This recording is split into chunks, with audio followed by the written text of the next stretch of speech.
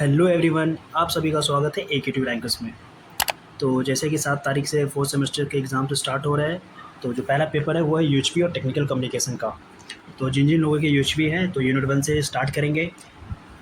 कोशिश करेंगे कि 2 से 3 दिनों में सारे पाँचों यूनिट कवर हो जाए। तो यूनिट 1 में जो पहला टॉपिक है वह है कि ह्यूमन वैल्यूज़ होते क्या हैं। तो जो ह्यूमन वैल्यूज़ होता है हमारा, वो एक तरीके का एक प्रिंसिपल है और जो बिलीव्स होते हैं, जो किसी भी ह्यूमन बीइंग को अपनी ज़िंदगी को अच्छी तरीके से जीने में मदद करती है। मतलब किसी भी इंसान को जीवन कैसे जीना है, उन सब चीज़ों में मदद करता है। मतलब एक इंसान के जीवन की वैल्यूज़ को सिखाता है। ये वैल्यू सोशल और पर्सनल दोनों लेवल पे इम्पोर्टेंट होती है। जो भी वैल्यूज़ का मतलब होता है इम्पोर्टेंस। तो जो भी सोशल, जैसे कि आप जैसे जहाँ भी रह रहे हैं सामाजिक तौर पे, और पर्सनल मतलब खुद के लेवल पे बहुत ही ज़्यादा इम्पोर्टेंट है। ह्यूमन वैल्यूज़ होते क्या-क्या हैं? तो पहला हमारा रिस्पेक्ट होता है, दूसरे लोगों को रिस्पेक्ट देना। एम्पैथी मतलब सहानुभूति, जैसे कि किसी जो सामने वाला अगर कोई दुःख दुःख में है तो उसको दुःख को समझना, उसके अकॉर्डिंग उस पे रिस्पॉन्स करना। ऑनेस्टी का मतलब होता है जैसे हमेशा सच बोलना या सच का साथ देना। लव, लोगों के बीच में हमें क्या करना चाहिए कि प्यार फैला के रखना चाहिए, नहीं कि एक-दूसरे से नफ़रत करें, घृणा करें, ये सब चीज़ें नहीं सिखाती ह्यूमन वैल्यूज़। एक्सेप्टेंस मतलब जैसे अगर आप कोई गलती करते हैं तो उसको स्वीकार करना चाहिए, जो भी आपकी गलतियाँ हैं उनको एक्सेप्ट करना चाहिए। उन गलतियों को एक्सेप्ट करके उन पे काम करें कि आगे आगे से वो गलतियाँ ना हों। ह्यूमन वैल्यूज़ हमें हार्मनी में रहने में मदद करता है। हार्मनी का मतलब होता है इनर पीस, जो हमारे मन के अंदर की शांति होती है, उसमें रहने में मदद करता है। एक स्टेबल लाइफ़ जीने में हमें मदद करता है। ह्यूमन्स के रिलेशंस को भी मैनेज करता है, जो भी ह्यूमन्स का रिलेशंस होता है उन सब चीज़ों को ये मैनेज करता है। जो दूसरा टॉपिक है हमारा, जो एक तरीके से कह सकते हैं कि इम्पॉर्टेंट है, 2 मार्क्स में या 7 मार्क्स में भी आते हैं, तो आप इसको अच्छे से एक्सप्लेन कर पाएँगे। पहला है कि 5 कोर फंडामेंटल्स ह्यूमन वैल्यूज़। 5 ऐसे जो फंडामेंटल्स ह्यूमन वैल्यूज़ के जो कोर होते हैं, जो 5 कोर जिस पे पूरा ह्यूमन वैल्यू डिपेंड करता है, हमारा है नॉन वायलेंस। नॉन वायलेंस का मतलब होता है जैसे बिना लड़ाई झगड़े से किसी भी प्रॉब्लम को सॉल्व करना। लव, लव का मतलब होता है कि प्यार से मिलजुल के सभी इंसानों को रहना चाहिए हमें। ट्रुथ का मतलब होता है हमेशा सच का साथ देना चाहिए, सच बोलना चाहिए। राइट कंडक्ट मतलब जो भी हम लोग बिहेव करते हैं अपने सोशल लाइफ में या पर्सनल लाइफ में, वो एक तरीके से अच्छे से एक दूसरे के सामने हमें बिहेव करना चाहिए। पीस का मतलब होता है हार्मनी में रहना। हार्मनी इन द सेंस कि एक स्टेबल लाइफ, एक पीस, इनर पीस, जो लोगों को समझना और स्टेबल रहना। और कौन कौन से 2 फैक्टर्स होते हैं ह्यूमन वैल्यूज़ के? पहला हमारा सेल्फ मॉनिटरिंग। सेल्फ मॉनिटरिंग का मतलब होता है कि जो भी हमारा बिहेवियर है, जो इमोशंस होते हैं या जो भी रिस्पॉन्सेस होते हैं उसके प्रति अवेयर रहना। मतलब हमें अवेयर रहना है और उन्हें रेगुलेट करने का एक जो प्रोसेस होता है उसको सेल्फ मॉनिटरिंग कहते हैं। मतलब खुद को एक तरीके से मॉनिटर करना कि हम क्या गलतियाँ कर रहे हैं, हम क्या कर रहे हैं, उन सब चीज़ों को देखना। इससे क्या होता है, जो भी हमारे एक्शंस होते हैं उसके वैल्यूज़ और सोशल नॉर्म्स को अलाइन कर सकते हैं। जो भी हम प्रॉब्लम्स करते हैं, मतलब जैसे मान लीजिए कि कोई भी हम दिक्कत कर रहे हैं तो उन सब चीज़ों को, जैसे कोई मिस्टेक्स कर रहे हैं तो उनको हम आगे चल के सही कर सकते हैं सेल्फ मॉनिटरिंग की मदद से। सेल्फ मॉनिटरिंग से आप अपने बिहेवियर्स को बेहतर बना सकते हैं और पर्सनल ग्रोथ को इम्प्रूव कर सकते हैं। जैसे सेल्फ मॉनिटरिंग से क्या कर सकते हैं, जैसे जो भी हमारे बिहेवियर्स हैं उन सब चीज़ों को इम्प्रूव कर सकते हैं, बेहतर कर सकते हैं, और पर्सनल जो भी ग्रोथ होता है उसको हम इम्प्रूव कर सकते हैं, अपने पर्सनल ग्रोथ्स को। अब आता है असर्टिवनेस। असर्टिवनेस का मतलब होता है जैसे कि अपनी जो सोच होती है, जो हमारी थिंकिंग है, जो फीलिंग्स है और जो नीड्स होती है, वो कॉन्फिडेंस के साथ और बिना एग्रेशन को एक्सप्रेस करके आप अपने रिस्पेक्ट को देखते हैं इसके अंदर। पर्सनल डेवलपमेंट और पॉजिटिव रिलेशनशिप के लिए इंपॉर्टेंट है हमारा ये असर्टिवनेस। अब आता है वैल्यूज़ क्या होती है। वैल्यूज़ एक फंडामेंटल बिलीव होते हैं, जो भी क्या करते हैं, जो हमारे बिहेवियर और डिसीजन मेकिंग को गाइड करता है। ये बताता है कि कौन सी चीज़ हमारे लिए इम्पॉर्टेंट है। तो इसके अंदर आता है वैल्यूज़ के अंदर, जैसे कि रिस्पेक्ट हमारे लिए इम्पॉर्टेंट है, कि किसी को रिस्पेक्ट देना और उनकी वैल्यूज़ को समझना। ऑनेस्टी, सच बोलना। एम्पैथी मतलब दूसरे को दुःख को समझना। रिस्पॉन्सिबिलिटी अपने कामों के प्रति ज़िम्मेदारी लेना। अब स्किल्स क्या होता है? स्किल्स एक एबिलिटीज़ होती है जो प्रैक्टिस और लर्निंग से डेवलप होती है। जैसे कोई भी चीज़ अगर स्किल डेवलप करना है तो बार बार प्रैक्टिस और लर्निंग से ही आती है। स्किल से हम प्रैक्टिकल लाइफ में अपने गोल्स को अचीव कर सकते हैं। अगर हमारे पास एक अच्छा स्किल्स है तो हम अपने जो भी प्रैक्टिकल लाइफ में जो भी गोल्स होते हैं, जो भी हमारी नीड्स है, जो भी हमारा जो एस्पिरेशन है उसको हम लोग अचीव कर सकते हैं इसके ज़रिए। तो स्किल्स में जैसे आ गया कम्युनिकेशन स्किल्स। और कम्युनिकेशन स्किल की मदद से जो भी हम इंफॉर्मेशंस होते हैं उसको अच्छे तरीके से एक दूसरे के साथ शेयर कर सकते हैं। दूसरा हमारा प्रॉब्लम सॉल्विंग स्किल। प्रॉब्लम, जैसे कि कोई भी प्रॉब्लम आता है उसको डिटेक्ट करना और उसको सॉल्व करने की जो एबिलिटी होती है या जो कैपेबिलिटीज़ होती है उनको हम लोग बोलते हैं प्रॉब्लम सॉल्विंग स्किल्स। उसके बाद है हमारा लीडरशिप स्किल्स, दूसरों को मोटिवेट और गाइड करने की कैपेबिलिटी। जैसे जो लीडर्स होते हैं वो क्या करते हैं, दूसरों को मोटिवेट करते हैं और गाइड करते हैं ताकि वो अच्छा करे अपने जीवन में। जो एक तरीके से कह सकते हैं जो हमारा इम्पोर्टेंट टॉपिक है वैल्यू एजुकेशन, जो लगभग हर साल 2 मार्क्स या 7 मार्क्स पे आए हैं। तो वैल्यू का मतलब होता है इंपॉर्टेंस एंड एजुकेशन का मतलब होता है नॉलेज। इन 2 वर्ड्स का कॉम्बिनेशन हमारा वैल्यू एजुकेशन। वैल्यू का मतलब होता है इंपॉर्टेंट एंड एजुकेशन का मतलब होता है नॉलेज। इंपॉर्टेंस ऑफ नॉलेज को ही हम लोग वैल्यू एजुकेशन कहते हैं। और वैल्यू एजुकेशन हमें ये सिखाता है कि हमारे लिए क्या इंपॉर्टेंट है क्या नहीं। जैसे मान लीजिए अगर किसी चीज़ की इंपॉर्टेंस हमें पता नहीं है तो हमें कैसे पता चलेगा कि हमारे जीवन में उसका क्या यूज़ है क्या नहीं है। तो उसका एक राइट नॉलेज होना भी हमारे लिए बहुत ज़रूरी है। और वैल्यू एजुकेशन हमें डिसीजन मेकर्स भी बनाता है। जैसे अगर किसी चीज़ का नॉलेज है हमें तो हमें डिसीजन मेकिंग में बहुत मदद करता है कि हम किसी एक पॉइंट पे हम डिसीजन ले सकते हैं। तो वैल्यू एजुकेशन जो होते हैं हमारे कैरेक्टर को बिल्ड करने में मदद करती है। और ये जाहिर सी बात है कि अगर किसी चीज़ का इंपॉर्टेंस जो भी किसी भी नॉलेज का अगर इंपॉर्टेंस हमको पता है तो हम उसको कहाँ पे यूज़ करना है, कहाँ पे क्या करना है, उससे हम क्या कर सकते हैं कि अपना एक पर्सनल ग्रोथ, एक कैरेक्टर को अपने बिल्ड कर सकते हैं। ये स्ट्रॉन्ग रिलेशंस को बिल्ड करने में भी मदद करता है। और वैल्यू एजुकेशन की नीड क्यों है? जैसे कि पहला हो गया मोरल डेवलपमेंट। मोरल डेवलपमेंट का मतलब होता है गुड थिंग्स और बैड थिंग्स में डिफरेंस बताना। जैसे जो भी मोरल डेवलपमेंट जैसे कि क्या हमारे लिए सही है क्या गलत है, उन सब चीज़ों में डिफरेंस बताने के लिए हम लोग इसका यूज़ करते हैं। सही बिहेवियर को अडेप्ट अपनाने में मदद करता है हमें ये। दूसरा हमारा सोशल इम्प्रूवमेंट। वैल्यू एजुकेशन से हम सोसाइटी में हार्मनी बना के रख सकते हैं। हार्मनी एक तरीके का मतलब होता है स्टेबिलिटी, हम मेंटेन कर सकते हैं अपने जो भी सोसाइटीज़ होती है उसके अंदर। उसके बाद तीसरा हमारा है पर्सनल ग्रोथ। हमारे डिसिप्लिन को इन्हेंस करने में मदद करता है। जो भी हमारा वैल्यू एजुकेशन है क्या करता है, जो भी हमारा डिसिप्लिन्स होते हैं उनको इन्हेंस करता है। डिसीजन मेकिंग, ये डिसीजन लेने में भी मदद करता है कि क्या गलत है क्या सही है, उन सब चीज़ों का डिफरेंस बताता है। और वैल्यू एजुकेशन के लिए क्या क्या गाइडलाइंस है, जैसे कि यूनिवर्सल वैल्यू वैल्यू एजुकेशन जो यूनिवर्सली एक्सेप्टेबल हर जगह हर टाइम पे। ऐसी वैल्यू एजुकेशन जो यूनिवर्सली जो भी यूनिवर्स में हर जगह उसको एक्सेप्ट किया जा सके और किसी भी टाइम पे हम उसको एक्सेप्ट कर सकते हैं। दूसरा होता है रेशनल। रेशनल का मतलब होता है प्रैक्टिकल होना चाहिए, मतलब वो चीज़ें प्रैक्टिकल लाइफ में एग्जिस्ट करनी चाहिए, उसका एक मतलब होना चाहिए, यानी कि वो चीज़ें लॉजिकली होनी चाहिए। रेशनल का मतलब नेचुरल वेरीफिएबल का मतलब होता है कि नेचर में होना चाहिए, मतलब एग्जिस्ट करना चाहिए, पर्सन उसको वेरीफाई कर सके। चौथा हमारा ऑल इनकम्पासिंग। ऑल इनकम्पासिंग का मतलब होता है कि हमारे थॉट्स को चेंज कर दे।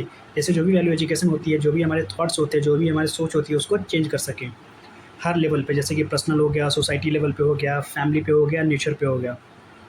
उसके बाद है हमारा पाँचवा leading to harmony. Value education हमें हार्मनी में रहने में मदद करता है। हार्मनी इन द सेंस कि एक स्टेबल लाइफ या इनर पीस। नेक्स्ट टॉपिक हमारा एस्पिरेशंस ऑफ ह्यूमन बींग्स। पिछले साल ये आया था तो आप लोग इसको तैयार कर लीजिएगा। एस्पिरेशन का मतलब होता है क्या आपका गोल्स है, मतलब जिससे जो ह्यूमन का जो गोल्स होते हैं, जो उसके डिज़ायर्स होते हैं, जो उसका एम्बिशन होता है, मतलब वो एक इंसान अपनी ज़िंदगी में क्या अचीव करना चाहता है, उसी को हम लोग एस्पिरेशन बोलते हैं। तो पहला आता है पर्सनल फुलफिलमेंट, मतलब खुद का जो भी नीड्स होते हैं उनको फुलफिल करना।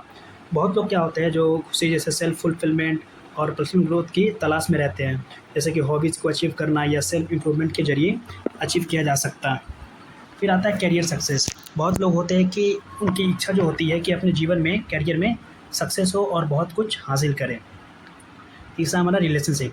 फैमिली, फ्रेंड्स और पार्टनर्स के साथ मीनिंगफुल रिलेशनशिप बनाना भी एक एस्पिरेशन होता है, बहुत लोगों का एक गोल होता है। Health and wellbeing.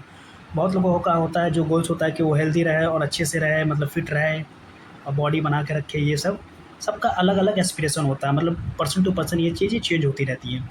Financially stability, financial security और एक कंफर्टेबल लाइफस्टाइल एंजॉय करना चाहत भी काफ़ी लोगों के लिए होती है। बहुत लोगों का जो एस्पिरेशन होता है वो चाहते हैं कि एक अच्छा जीवन जिए, मतलब कंफर्ट वाली जीवन। फिर छठा हमारा लर्निंग एंड नॉलेज। लर्न करना एंड नॉलेज अच्छा रखना भी एक एस्पिरेशन होता है। बहुत लोगों का होता है कि बस जो भी नॉलेज हो उसको वो ग्रैब करे और रखे अपने पास। बहुत लोगों की ये भी एस्पिरेशंस होती हैं। अब बेसिक एस्पिरेशंस क्या है? जैसे जो बेसिक एस्पिरेशन हमारा लगातार खुश रहना, प्रोस्पेरिटी मतलब धन दौलत होना हमारे पास, जो समृद्धि जिसको बोलते हैं। हम सभी अपने जीवन में खुश रहना चाहते हैं। बेसिक एस्पिरेशन है कि हम लगातार खुश हों, मतलब कंटिन्यूअस हैप्पीनेस को ही हम लोग बेसिक एस्पिरेशन बोलते हैं, और फिजिकल फैसिलिटीज़ भी हमारे पास हो। अब क्या-क्या रिक्वायरमेंट है जो बेसिक ह्यूमन एस्पिरेशन को फुल कर सकता है? तो 3 चीज़ें होती हैं जो हमारे बेसिक ह्यूमन एस्पिरेशन को फुलफ़िल कर सकती हैं। पहला है राइट अंडरस्टैंडिंग, सही समझ। सही समझ की मदद से हम क्या कर सकते हैं, अपने जो भी बेसिक्स एस्पिरेशंस होते हैं उसको हम लोग फुलफ़िल कर सकते हैं। फिर होता है हमारा राइट रिलेशनशिप्स, सही रिलेशनशिप भी मदद करता है अपने बेसिक एस्पिरेशन को पूरा करने में।